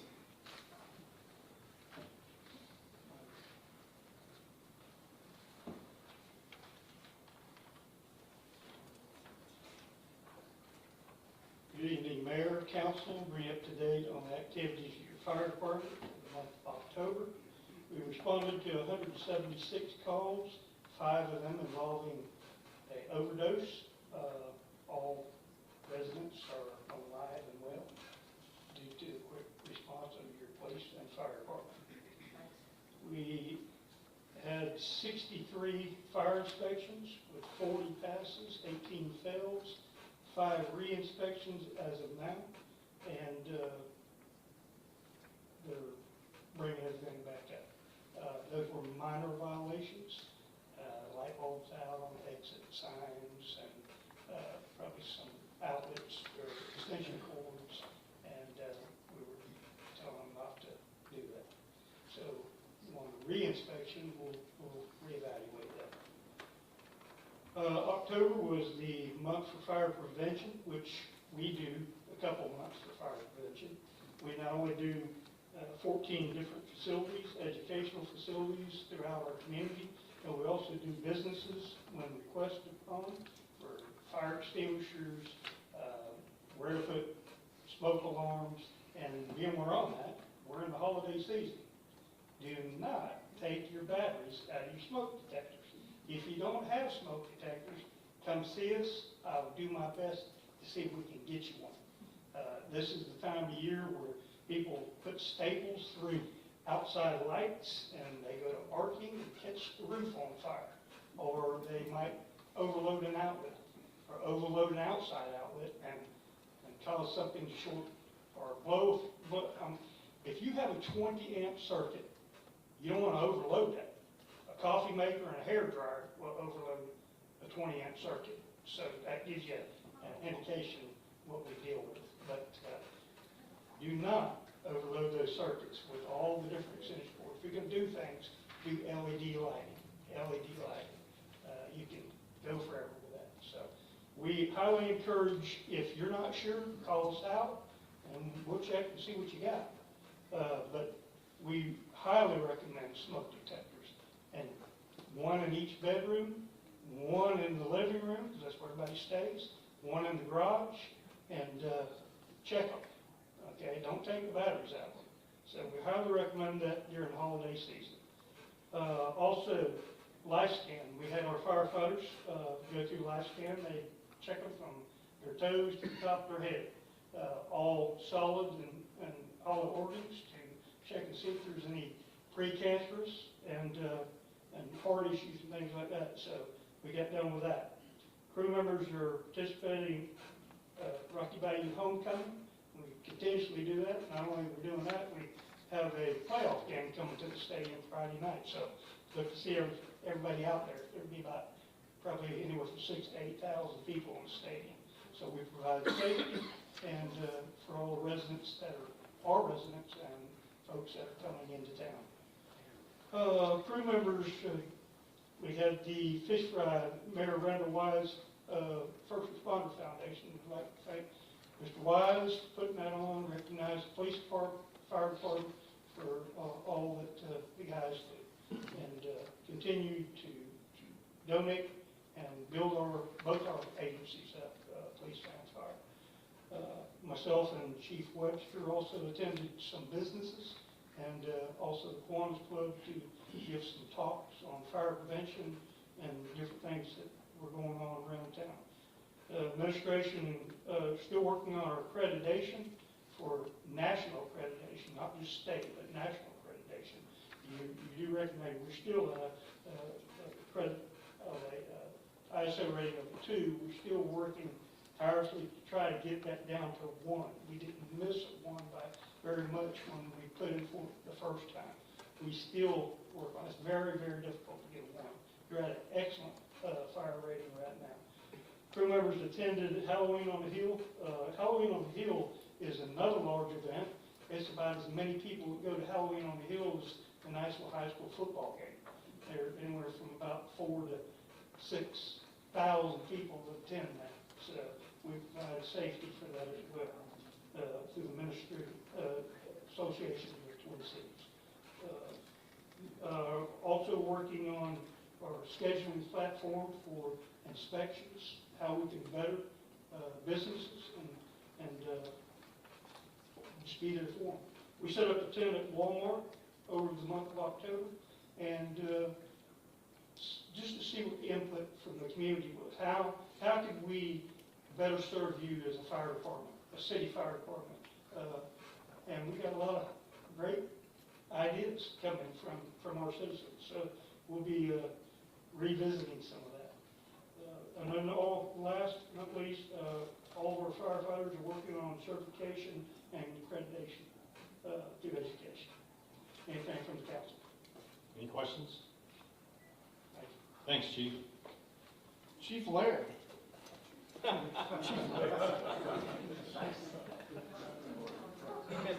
You look like you got an Indian. I won't be along with that, I can tell you.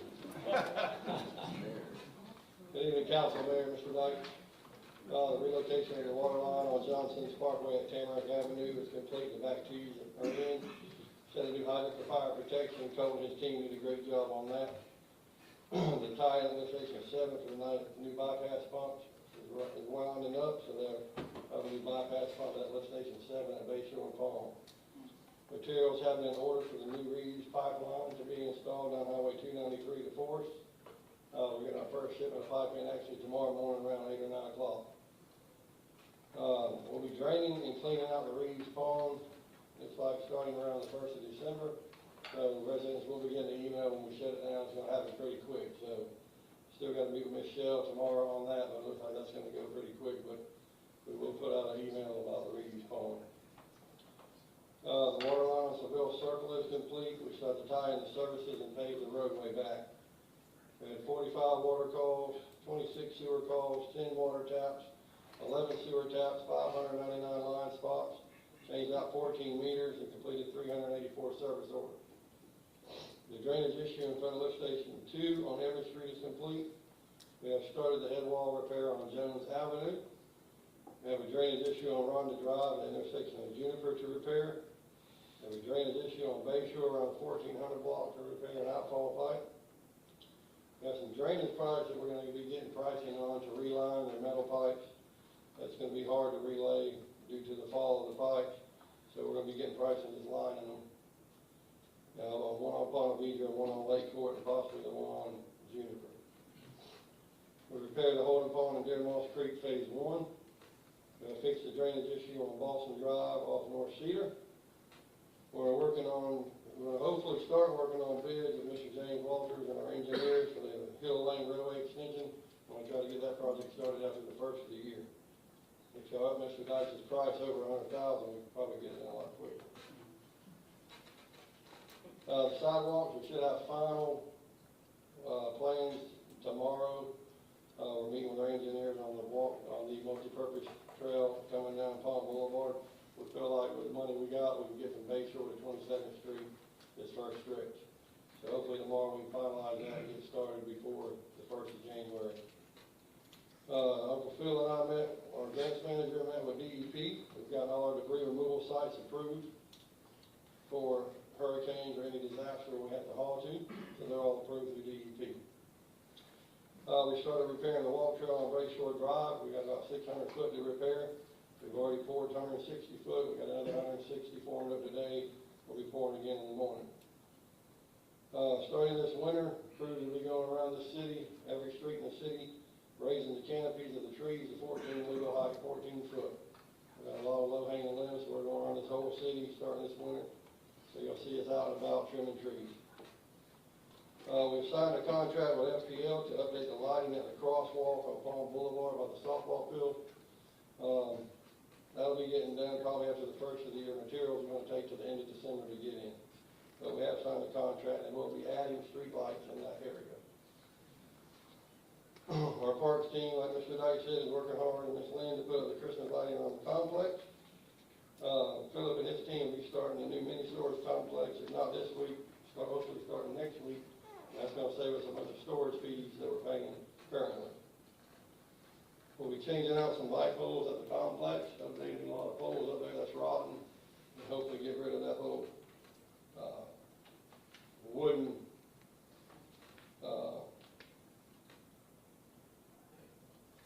there's a little wooden deck in the middle of the complex, and they just pour out concrete, put in a new one light pole, and a lot of both fields. We got 2 more poles to replace too.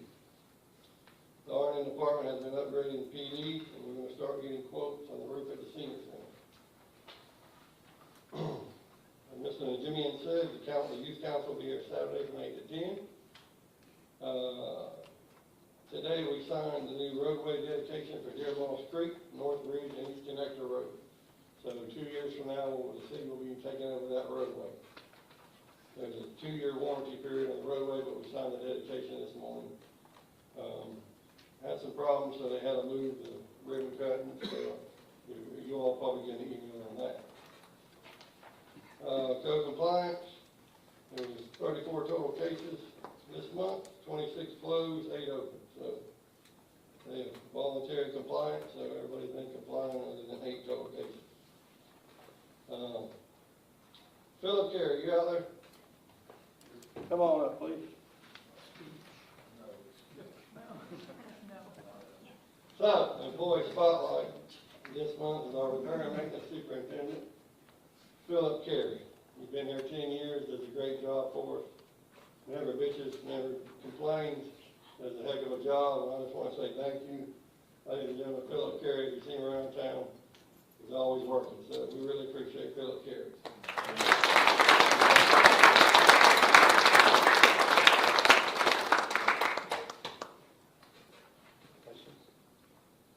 Are you done? I'm done. Man, 3 minutes. I thought you were gonna be short. 3 minutes. There's a lot of good work going on, I appreciate it. Anybody have questions for our Public Works Director? I do. Go ahead.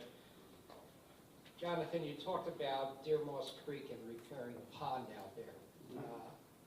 Can you elaborate on that? Is it the fence around the pond? Does it not have a fence around it, or did it wash away? No, it's just a washout. A washout? Yes. With all this lack of rain that we had a washout? Yes. Remember when you went to Pennsylvania? No, didn't rain. Okay. Actually what happened was there's a house a resident lives next to the pond. They had the downspout come up and bubble up on the slope of the dam of the pond, and it washed out the slope. So we made them insert that into the pond and fix the washout back. I have a second question for you, and this is the change out of water meters. This month you said we had 14 meters, and it seems like the change out of the meters numbers have been decreasing.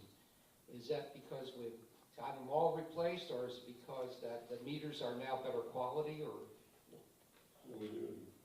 Oh, go ahead. I mean, basically, we're working with Badger on a contract to replace more than just 14 meters. It's supposed to come out here and fix a bunch of meters. So we actually have a meeting Thursday with Badger, plus lack of manpower and the water sewer, we're still 8 people short. But while we're working this contract, for them to come in and replace a bunch of meters we got or not reading, that's what we're looking at. I'm sure Mr. Dodge will be bringing that to you short, probably next month. And sir, one of the gentlemen that was changing out the meters recently retired. But to Jonathan's point, we got a meeting with Badger on Thursday, and hopefully I will be able to bring a proposal before you in December on the way ahead with that meter change out program. Thank you, Jonathan. Yes, sir. So on the Bay Shore, I don't remember exactly where you're doing the walking trail. Is there anything from Val P to the park? On the walking trail? Are you doing any, what, Bay Shore Drive? Is that the walking trail you're doing? Right. Where are you fixing it? Swift Creek Court at Weedon Island. Okay. It was the worst shape, but Michelle is working on trying to get a multi-purpose trail in the future, we're redoing the whole thing. Comment? Go ahead, comment. I think you might be able to get some workers from Fort Walton Beach after the election, so you might want to reach out to them. Me and Mr. Dyson already talked about that. Things will be okay. We're setting up a recruiting table in the public workshop down there later this week. Oh, boy. I want to personally thank my guys. They don't get a lot of recognition, but I want to thank each and every one of them, all 63 of them. They do a great job, and I really appreciate my public works team. Thanks. Thank you. All right, let's move down to new business. We need to, I guess, everybody knows that Dan Doucette is going to retire here in December. And so we're going to need to find a new city clerk. So one of the agenda items tonight is to make that happen, at least On an interim basis. in an interim basis. So with that, do I have a motion? Go ahead, Mr. Donahue. Motion to. Mr. Donahue, stop. Get in your mic. I'm sorry. I make the motion that we put Wendy in that position interim. So I have a motion to approve Wendy Farmer as the interim city clerk. Do I have a second? Second. And a second. Discussion by the council.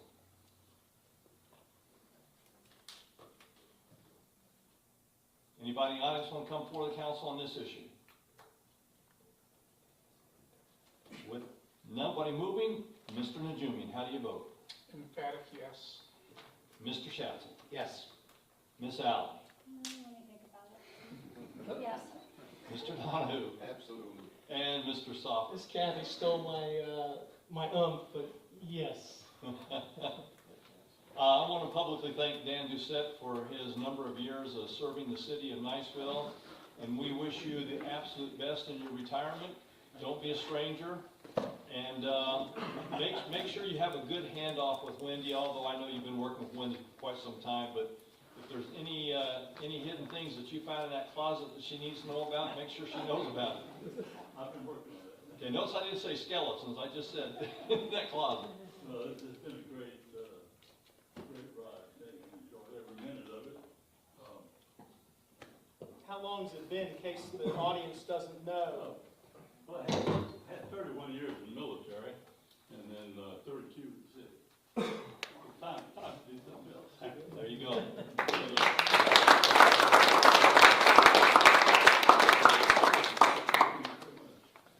So council, we have some events in the works to celebrate Dan and send him off into retirement properly, so be on the lookout for those dates and times. Will do.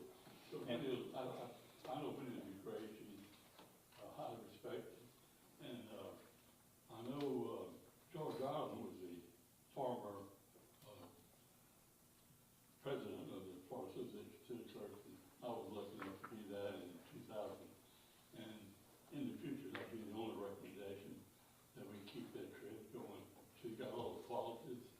She came up with a recent award of highest level of clerk, Mass Municipal Clerk, this last meeting, and she did it from a certified clerk to the master level in 4 years. That's awesome. Yes. Got all the confidence in the world. Thank you, Mr. Doucette, and to Wendy.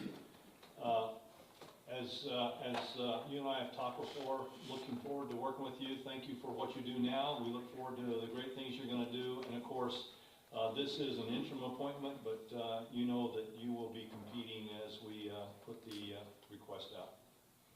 All right? I wouldn't want to sit next to anybody else every second Tuesday of the month. There you go. There's another new business on here. There's a request that you approve and authorize the mayor to sign an interlocal agreement with the city of Valparaiso for fire services. Do I have a motion? So moved. And do I have a second? Second. Second. Discussion by the council. Mr. Dyke, you want to explain what's going on there? So again, council, I sent you this agreement. I learned tonight, Assistant Chief Matt Webster is currently sitting in the Valp Commissioner meeting tonight, and they approved this agreement earlier tonight. So I'm requesting approval of this so that we can move this arrangement forward with the city of Valp to continue to provide them fire services and help them build out their fire department over the next year. Can you remind us what the summary of that interlocal agreement was in terms of financial compensation and all those other details? Yes, sir. So basically, our fire department will continue to provide the manpower. Valp will continue to provide all the operational expenses. So gas, maintenance of the buildings, equipment, vehicles. They will be responsible for paying for all things, equipment, buildings, insurances, et cetera, and we will provide them manpower, 3 personnel per shift, so 3 shifts, as well as a fire inspector, and then Chief Mayville to a certain degree, and Chief Webster to a certain degree. But it's three basically it's 9 guys. We'll continue to work over there as they have the last 5 years, and they will pay us $800,000 in fiscal year 25. It's roughly a little under $67,000 a month over the next or during fiscal year 25. Mr. Schatzel? The duration of this agreement is for 1 year or until terminated? Yes, sir. 1 year or unless it's terminated. And can it be extended? No, sir. We're gonna go through this dance again next year when we figure out kind of where Valp is at. Sure. Thank you. Ms. Alley, did you have something? You took my question. Okay. Yeah, that's unusual. Anybody else have questions? Yes, Mr. Soft. I just want to commend the city manager on aggressively going after this, because basically we've been doing the work without remuneration, so Yes, sir. we're bringing 800,000 unbudgeted money into a shortfall budget, so it will help tremendously in the current year, and it starts retroactive to October 1. Yes, sir. Any other questions or comments by the council? With that, we still have the motion and second on the floor. Mr. Stoffer, how do you vote? Yes. Mr. Donahue? Yes. Ms. Alley? Yes, Mr. Schatzel? Yes. Mr. Najumi? Yes. Do I have a motion to pay the bills? so moved. Do I have a second? I'll second. And any discussions there? If not, everybody in favor say aye. Aye. All opposed, like sign. And it passes unanimously. Okay, folks, we're at that point in the evening where I am going to allow citizens to get on the mic. Let me just set the ground rules for you once again. You'll have 3 minutes, so make your point quickly, because I will cut you off once you hit the 3-minute point. The council is in receive mode, and you are talking to the council. With that said, is there anybody that would like to come before the council and address an issue? Please come forward, state your name and address for the record.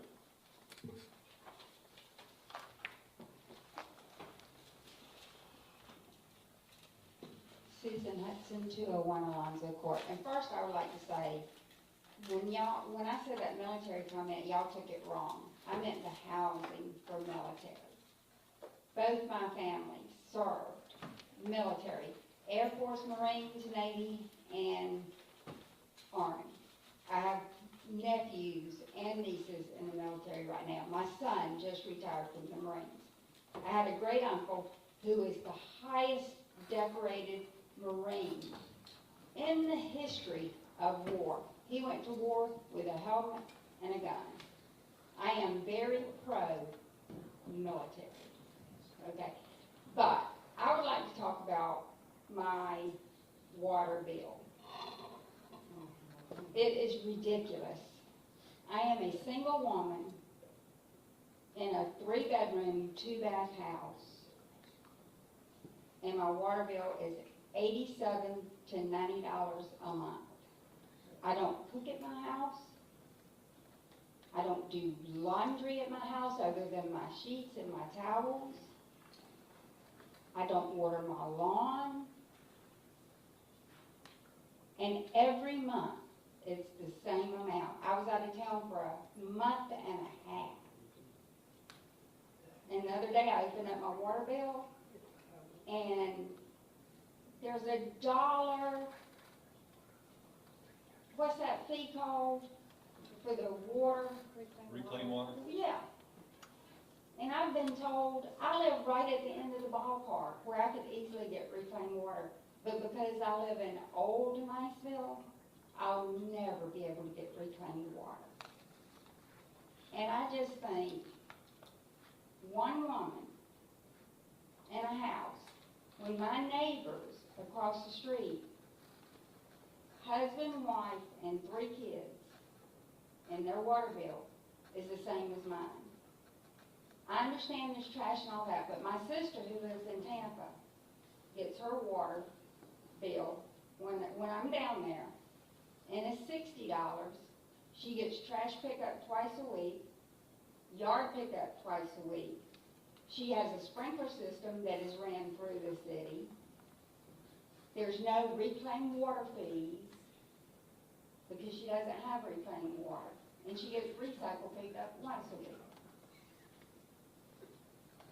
I just think that I would like to know whose water bill am I paying? There's no way. I don't run my dishwasher. I make a couple of cups of coffee in the morning. I shower. I wash my sheets once a week. I wash my towels. Please tell me whose water bill I'm paying. There's no leaks in my house, or at least Wendy hasn't told me, and the city usually does a good job, because when we had the restaurants, we had a huge leak. And they called us and would tell us all the time. So I would like someone to look into my water bill. Please let me know why my water bill is so high. Thank you, ma'am. That's your 3 minutes, and we appreciate your input. Would somebody else like to come before the council on any issue? Please come forward, state your name and address for the record.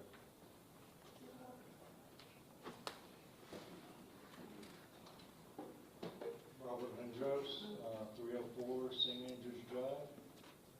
I'm having a problem with the water department also. The ones that do the testing. Yeah. Past few years, it's just been a slight annoyance when I go to turn on the water, they can't even tighten the hose back up, and I get sprayed. Last 4 months, I walked out of my house and they can't even turn the faucet off now. There's just water coming out from where they haven't tightened the hose and haven't even turned the water all the way out. So I'm hoping I can get something done about that. Sir, I'm really confused. Are you saying that, When they come by to test my water, who's they, sir? I guess the water department, do they come by every month? And test my water? Okay. They cannot tighten the hose. I've even called them a couple of times and said, hey, can you tighten the hose? And now, the last 4 months, I walked out of my house, the hose is not tightened and the water is not even off, so it's just spraying on the side of my house. Okay. So I would ask that you talk to this gentleman right here in the front row in the green shirt. We will get that taken care of. Thank you. Yes, sir. Thank you. Thank you. Would anybody else like to come before the council on an issue?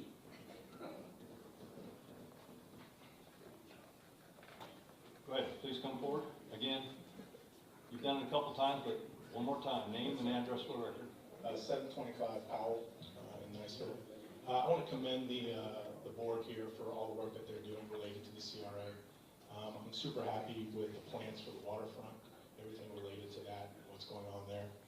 The signs of the point of interest make Niceville look cleaner and fresher and allow for people to understand what the city has to offer in ways of amenities. Also want to thank the city leadership for their plans for the multi-use paths that are going to go through Niceville. I think all of those things are fantastic additions. And then I'd like to finish up with just a question for the attorney, if possible. So earlier this evening, the CRA overlays were passed. And as you heard, my property at 725 is in the CRA and is future land use, mixed use. Would those overlays apply to my property, sir? If you are within the boundary of the CRA, the standards which have been adopted into the Land Development Code and Comp Plan apply to all properties within the boundaries of the CRA. Okay. Not sure I understand your specific question. Nope, that was it, sir. I just wanted that on the public record. Thank you. Is there anybody else that'd like to come before the council with an issue?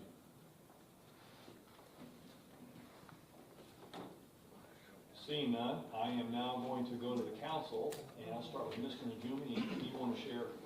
3 quick things, a question, a comment, and a point of order, maybe. Question, David, is for you. I know we had this conversation before. I feel like tonight's agenda was a great example of where maybe we could have had a consent agenda. There were items that really seemed to lend themselves to quickly moving through second readings, especially. If somebody up here wants to pull off consent, we can always do that. But we could continue in the improvements that you and your team are moving. So I'll just ask you to consider consent agenda. It'll be on the next month, sir. Okay, thanks. Comment. I want to commend everyone here tonight on just the civic discourse that we were able to have. We had a number of issues that are very emotional. Commend people for coming up and talking about it calmly, coolly. Obviously, we're in the split up here. It was a 3-2 vote. Our planning commission was a 4-3 vote. We're not all going to see things the same way every single time, but we worked our way through that.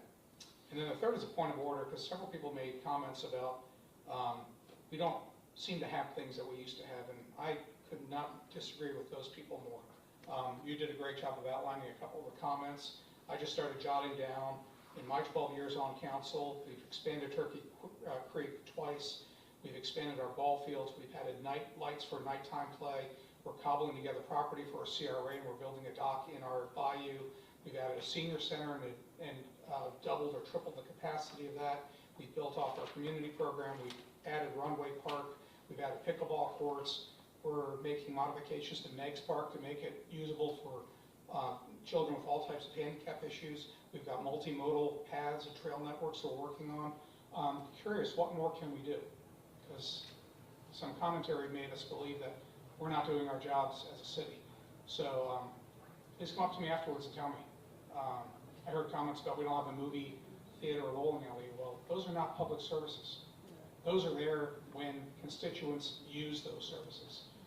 That's your job. If that's stuff you want, go out and spend your money and make that happen. That's not our job. We're doing our job, which is providing all these other things. So I've got 3 months left on council. So I'd love to hear your ideas. Thanks. Mr. Shackle? Yeah, I'd like to thank our city manager, David Deitch, for hitting some of the highlights of some of the community things and events that have happened in our community over the last month. I would like to give the Veterans Day Parade a very big compliment. And Shanita has done, and her team has done a remarkable job. The police, the fire, even the individuals in the float, in the parade. And I would like to publicly acknowledge that unfortunately our Grand Marshal, I guess, canceled at the last minute due to health reasons. And we had a gentleman who was a World War II veteran, 100 years old, in the parade. And his name is Bill Katzinger. And he quickly stood up. Actually, he rode up in his little Miata that his grandson drove, and he willingly became the Grand Marshal. So thank you for the work that has been done. That's it. Ms. Allen? I don't have anything tonight. Now, when I get to Mr. Donohue, you also, just want to make sure. Mr. Donohue. Mr. Stotts.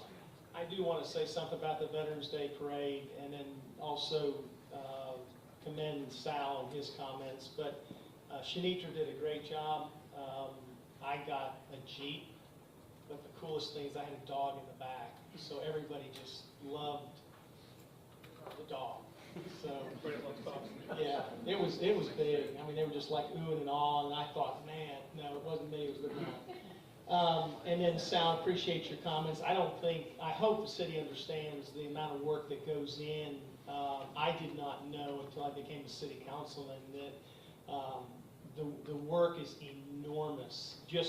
You've got to read a packet like this to get ready for this meeting, and then you've got to read a packet like this to get ready for the CRA.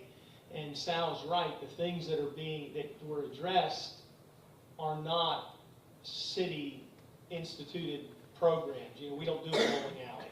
That's somebody that says, I got a vision, I want to do that, I want to put a movie theater in. So I appreciate him going off. We're going to miss you guys going off, but thank you for those comments, because I didn't know until I got on city council. If you really want to know, just come and walk with us for a little while and you'll find how much work it is. And again, David and all the rest, I mean, they're doing such a tremendous job in the city. Please, please let them know the great job they're doing. We'll miss you, Dan. Wendy, thumbs up. Looking for the future. And finally, let me address a few things here. First of all, I think, again, we've had some great discussion tonight. It was done civilly. It's how things are supposed to work. You also heard a lot of great things going on, and we got a great group of folks who are employed and do work for you, the citizens here in the city of Niceville, and I'm proud of them. So I publicly thank our police department and all the things that they do. They get called on at the last minute to do many things, and they're there responding. Same thing with the fire department. I can give you an example. This past week for the Veterans Day Parade over at Edge Elementary, I had sent an email and requesting that they provide some services over there. I guess the email somehow got lost and so forth, and when I followed up on it, it basically gave them about an hour to respond, and guess what? They were there. That just tells you what kind of people we have. Public Works, I can't say enough about our Public Works. Those guys, they are the guys doing things that I consider to be behind the scenes, that make things happen, and they look great. And so, Jonathan, to you and your team, keep it up, and thank you for all that you guys do. The Veterans Day Parade is going to be better next year. I was pleased how many people turned out for this one. It was awesome, but it'll be better next year. And again, Shanitra did a tremendous job. And to Debbie back there, Debbie Lewis, thank you for once again bailing us out and helping us. You were awesome. Our Senior Center, for those of you that haven't ever taken advantage of it, you need to. It's a great place. They just had a Halloween contest, and with some of the costumes they wore, it was awesome. I tell you what, it was a lot of fun over there. I enjoyed it tremendously. But finally, I want to thank you, the citizens, because you care enough to come out here and find out what's going on and share with us what you deem to be areas that you like and areas that we can improve on. And so I thank you for that. And with that, thank you for bearing with us tonight. We ran a little bit longer than normal, but you know what? It was well worth it, and I appreciate you very much. So with that said, do I have a motion to adjourn? So moved. And if you're all in favor of that, say aye. Aye. Consider us adjourned. Oh, you need a second? Second. Second. Stop. Aye.